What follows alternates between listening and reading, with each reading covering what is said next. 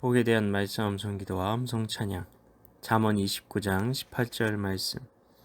묵시가 없으면 백성이 방자에 행하거니와 율법을 지키는 자는 복이 있느니라.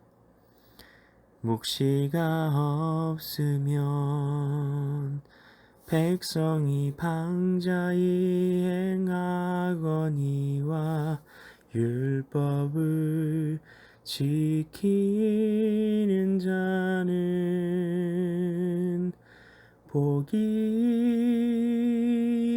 있느니라. 묵시가 없으면 백성이 방자히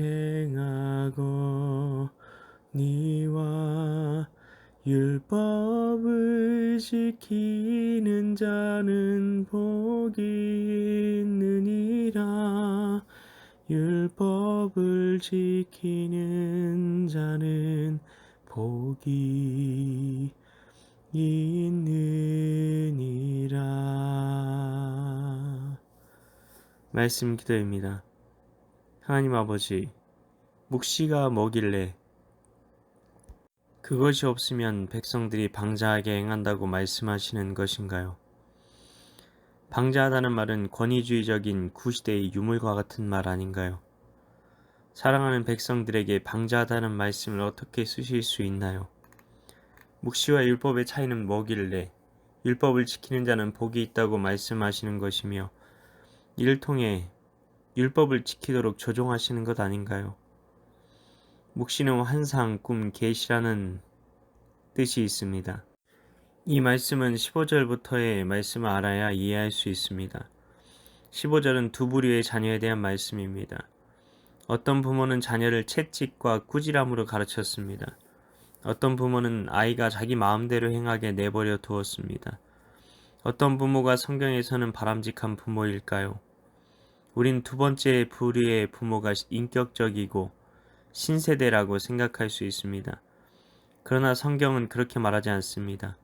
왜입니까? 첫 번째 부류의 부모가 채찍을 휘두르는 막장 가정의 부모라고 생각할 수 있겠지만 그들의 목적을 성경은 무엇이라고 말합니까? 지혜로 인도하는 것이었습니다.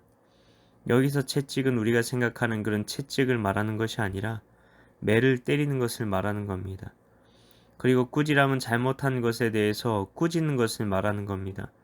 다정하게 말하고 꽃으로도 때리지 말아야 하는 것 아닌가 싶기도 합니다.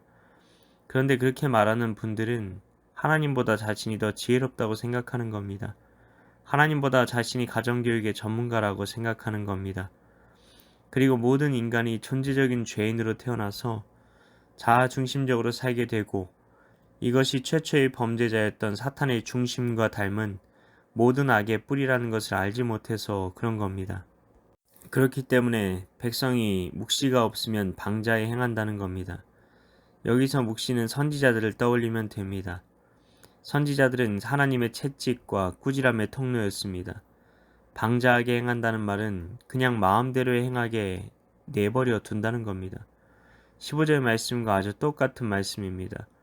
부모가 자식을 방치할 수 없는 이유와 마찬가지로 하나님께서는 자신이 지으신 자녀들을 그냥 놔두실 수가 없었던 겁니다. 그래서 선지자들을 보내셔서 그들을 책망하시기도 하고 꾸짖기도 하신 겁니다. 방자하게 자기 마음대로 자아 중심적으로 살지 않게 하시려고 그렇게까지 하신 겁니다. 하나님이신들 그렇게 하시고 싶었겠습니까? 그러면 그들이 걸어야만 했던 길은 무엇입니까? 율법의 길이었습니다. 왜 하나님이 명령하시면서까지 지키면 복이라는 사탕 하나 준다고 하시면서까지 그들을 율법으로 가둬두신 것 같은 것일까요? 잘 생각해 보십시오. 우리에게서 자아가 생명력을 가지고 욕심을 잉태하여 죄의 열매를 끊임없이 만들어낸다면 결국에는 어디로 갑니까? 죄의 풍성한 열매를 맺고 멸망의 길로 가게 되는 겁니다.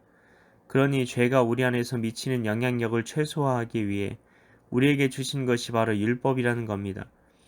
물론 우리의 뿌리가 죄가 아니라 하나님께로 옮겨지는 거듭남의 역사가 일어나게 되면 그때부터는 율법을 사랑하여 율법을 지키게 되는 도저히 있을 수 없는 기적이 우리 안에서 일어나게 되는 겁니다.